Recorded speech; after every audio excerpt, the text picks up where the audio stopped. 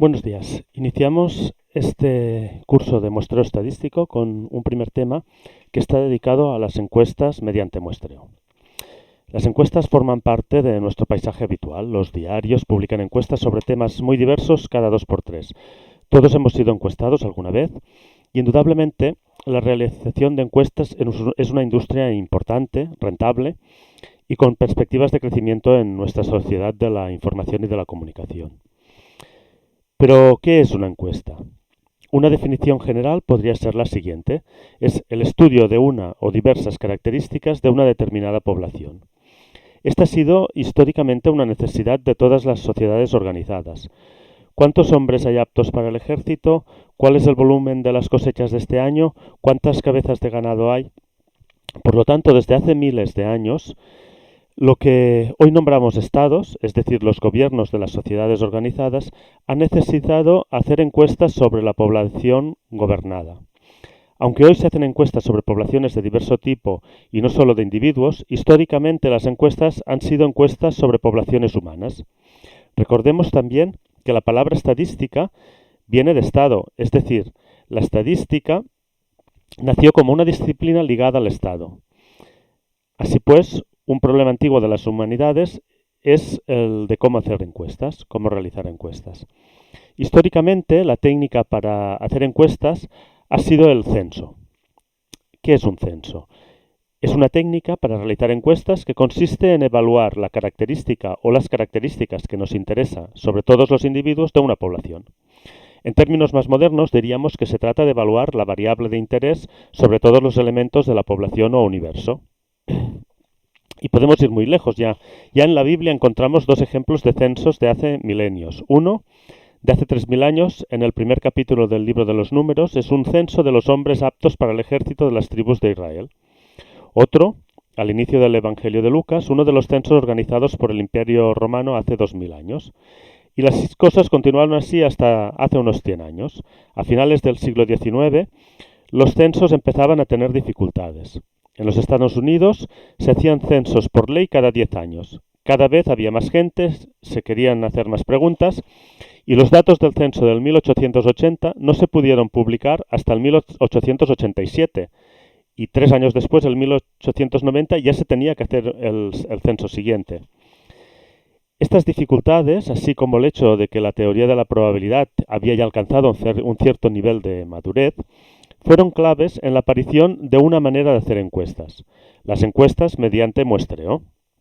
Esta nueva tecnología empezó a aplicarse de manera un poco normalizada a partir de los años 30 del siglo pasado en encuestas preelectorales, en investigación de mercados.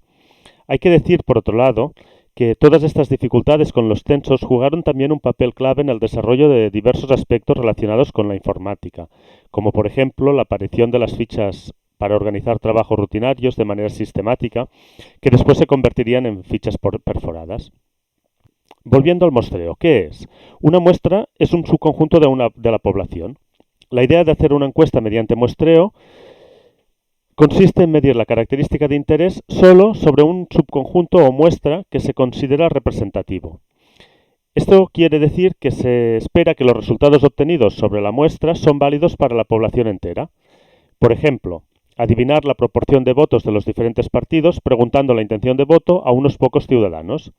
El volumen total de madera de un bosque contando la que hay en unas pocas áreas. Los ingresos medios de los comercios de un municipio encuestando unos pocos comercios. La proporción de productos fabricados que cumplen unas determinadas especificaciones observando a uno de cada tantos.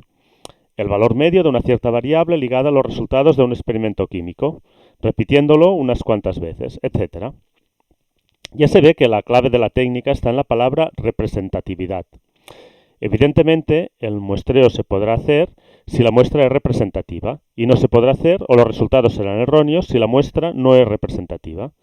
Entonces la pregunta es, ¿cuándo una muestra es representativa? La teoría del muestreo se ocupa de responder esta cuestión, es decir, se ocupa de cómo escoger muestras representativas. Antes de entrar en aspectos más matemáticos, es interesante destacar que la técnica de hacer encuestas mediante muestreo es en términos históricos nueva, pero se fundamenta en una idea antigua y de sentido común. Cuando opinamos sobre una persona o sobre una institución o un país, ¿qué hacemos? En el mejor de los casos opinamos basándonos en unas pocas experiencias parciales y limitadas con aquella realidad, algunas conversaciones en el caso de una persona, un par de viajes en el caso de un país, etc. En general, todas nuestras opiniones se basan en muestras, casi siempre pequeñas y probablemente poco representativas. De hecho, la intuición consiste en adivinar si las muestras con las que opinamos son o no representativas, y si lo son, opinar y acertar. Finalmente, el muestreo estadístico tiene respecto al censo algunas ventajas. Primera, aumenta la posibilidad de hacer encuestas. En efecto, se aplica a muchas situaciones en que es imposible hacer un censo, es decir, el estudio exhaustivo de toda la población. Precisamente el éxito del muestreo es el que ha permitido generalizar las encuestas a todos los ámbitos de la vida. Segunda, el muestreo hecho con rigor matemático puede tener la precisión que se desee, con una confianza de tipo probabilístico, y a la vez es mucho más económico que el censo. Este ahorro económico ha permitido también la generalización de las encuestas. Tercera, se puede obtener la información con mayor rapidez. Eso ha generalizado su uso en la toma de decisiones comerciales o políticas. Y cuarta, el muestreo puede producir resultados más precisos que los censos. En efecto, el error inherente al muestreo puede ser compensado, ya que se trabaja con una cantidad reducida de datos y se puede preparar mejor a los encuestadores, se puede controlar más detalladamente su trabajo, se puede reducir mucho los errores en el procesamiento de los datos, etc. Vamos a hablar ahora de los distintos tipos de muestreo. Como ya hemos visto, el problema principal del muestreo, es decir, de la selección de una muestra, es el de obtener muestras representativas. Una muestra será representativa si las características que nos interesan toman sobre la muestra valores parecidos a los reales en la población. El problema, de hecho, no es solo que la muestra sea representativa, sino saber si lo es o no y cuál es su grado de representatividad. Hay diversas maneras de seleccionar una muestra de una población, es decir, diversos métodos de muestreo. Básicamente se pueden clasificar en probabilísticos y no probabilísticos. Todos pueden, en determinados casos, proporcionar muestras representativas, pero el único del cual podemos medir su grado de representatividad, medido en el nivel de confianza y el margen de error de las estimaciones, es el llamado muestreo probabilístico. Y será el objeto de estudio de este curso. El muestreo no probabilístico puede ser circunstancial o intencional. El muestreo circunstancial es aquel en que la muestra está formada por los elementos que tenemos al alcance. El mineral que se encuentra en la superficie en un estudio de minería, la muestra de voluntarios en determinados estudios sanitarios que pueden ser dolorosos o desagradables, los clientes que entran en un parque temático y son al alcance del encuestador, etc. Otro muestreo no probabilístico es el muestreo intencional. Es aquel en que un experto decide cuál es la muestra representativa. Es muy utilizado, por ejemplo, en control de calidad. Un caso especial es el llamado muestreo por cuotas, usado de manera generalizada en las encuestas sociológicas o políticas. En este último método, el encuestador decide a quién incorpora a la muestra con la condición que cumpla unas especificaciones determinadas de sexo, de edad, etc. Por otro lado, el muestreo probabilístico, el que estudiaremos en este curso, consiste en definir con precisión la lista de muestras posibles y calcular la probabilidad de que cada una de ellas sea seleccionada. Eso permite calcular, como veremos a lo largo del curso, niveles de confianza y márgenes de error de las estimaciones.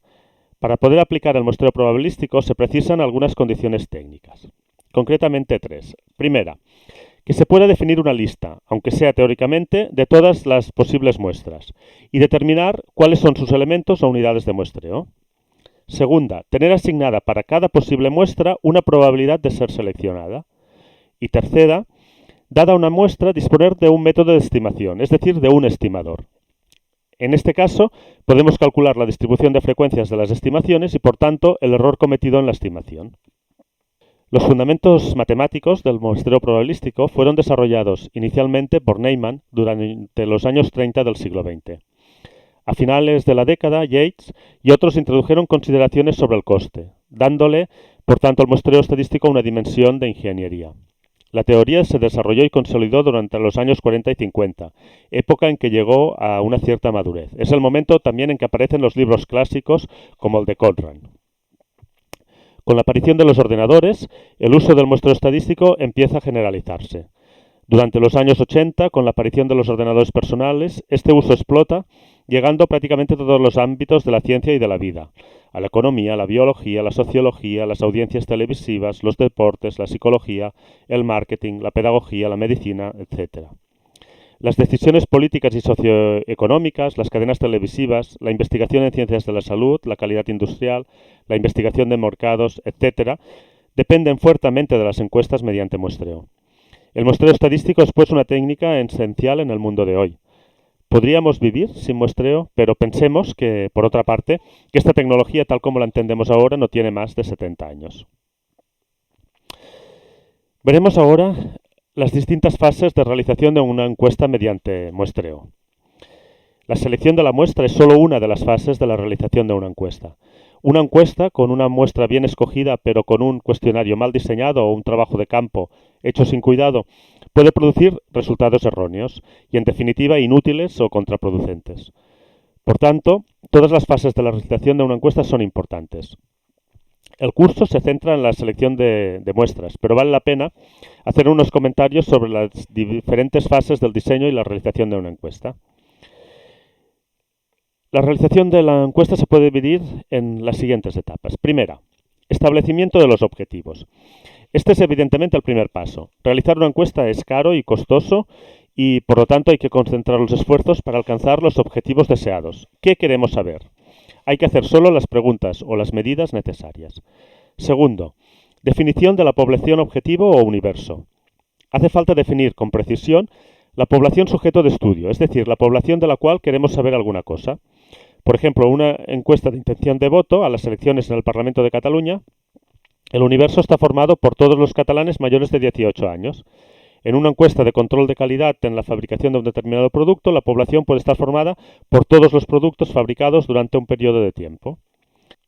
Tercera, definición del marco. El marco es la lista de elementos de la población o, si se quiere, el esquema sobre el que seleccionaremos la muestra. Por ejemplo, puede ser una lista de viviendas y después, dentro de cada vivienda, los datos de cada uno de los que habitan.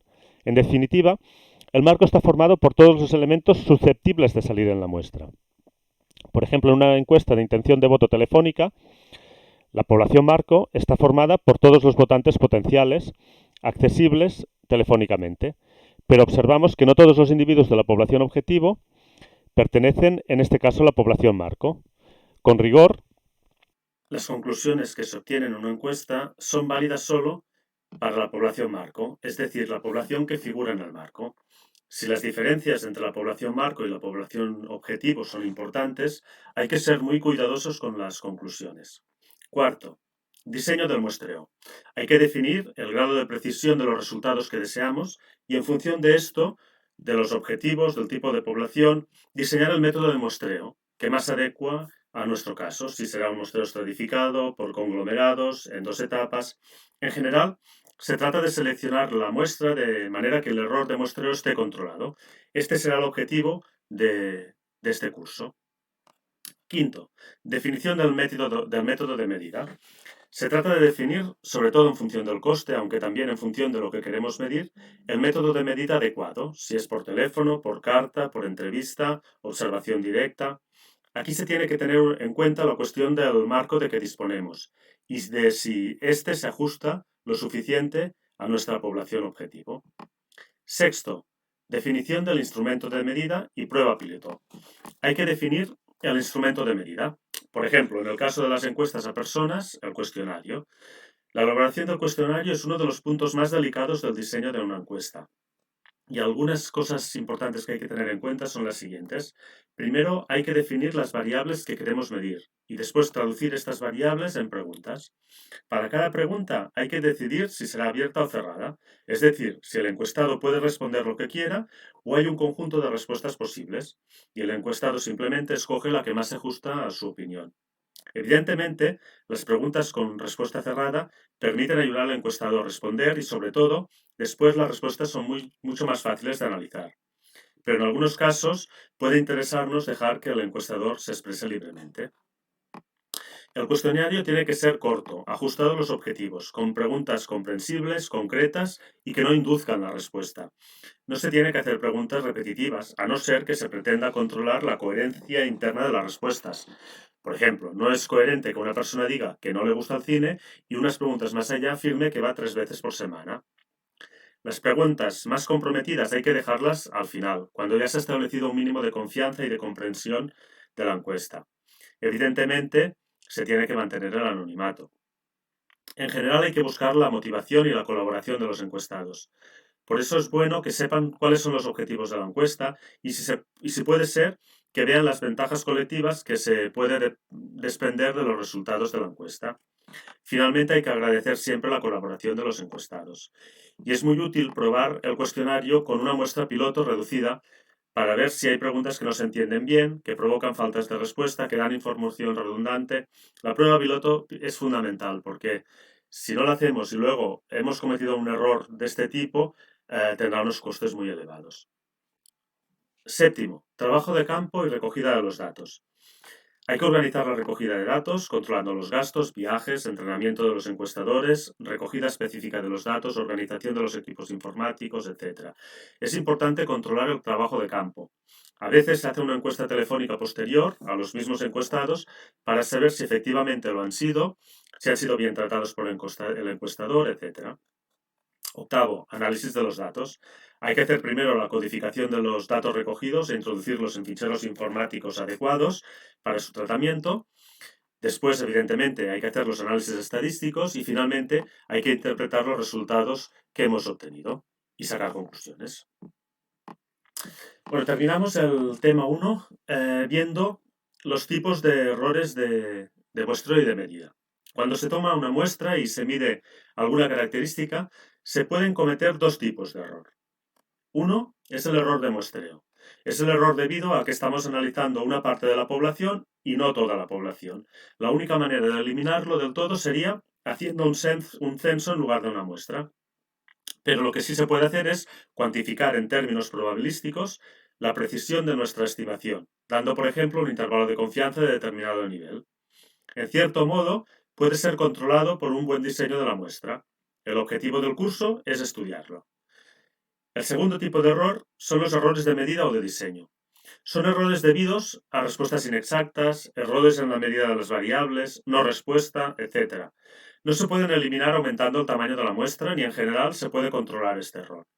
La única forma es rediseñar la encuesta. Bueno, y hasta aquí el tema 1. Gracias. Hasta luego.